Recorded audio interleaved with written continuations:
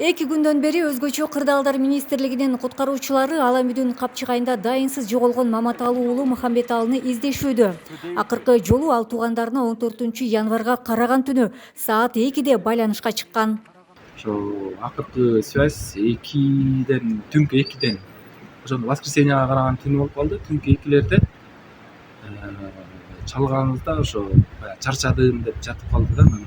Тегерек четимди баягы эмне көрүп турасың, эмнелерди описывать этип бер десек, ёлканын алдында турам, бул 5 ёлка, таштын үстүндө жатам деди да.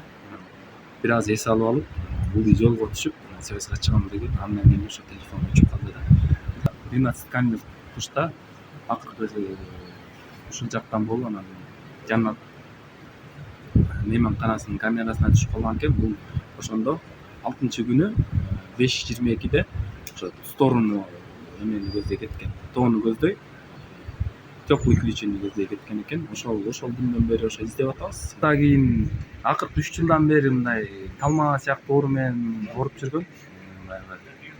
Кармап ага чейин деле биринчи эмес экен. Ошо акыркы 3 жылдан бери катуу кармап жүргөн, анан ошо мага келем деп чыгып кеткен экен. Бүгүн аны издөөгө жалпы 358 адам чыкты. Алардын 187-си ÖKM'дин куткаруучулары, курамында 5 кинолог, 27 ыктыярчы, Инсарак тоонун 5 адиси жана 139 ички иштер министрлигинин кызматкерлери тартылган. Жеринде издөөчүлөр топторго бөлүнүү менен Капчыгайдагы тоо борлорун, арча карагайлардын түптөрүн жана суунун жээктерин дыкаат карап издешүүдө.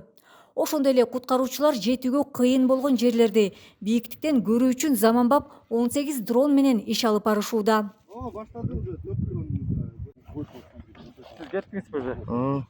Ал эми издөө иши Өзгөчө кырдаалдар министри генерал-майор Бообек Ажикеевдин жеке көзөмөлүндө болуп, жеринде түзүлгөн штаб аркылуу башкарылууда. Дрондор карап бүткөндөн кийин артынан силер жөнөйсүңөр.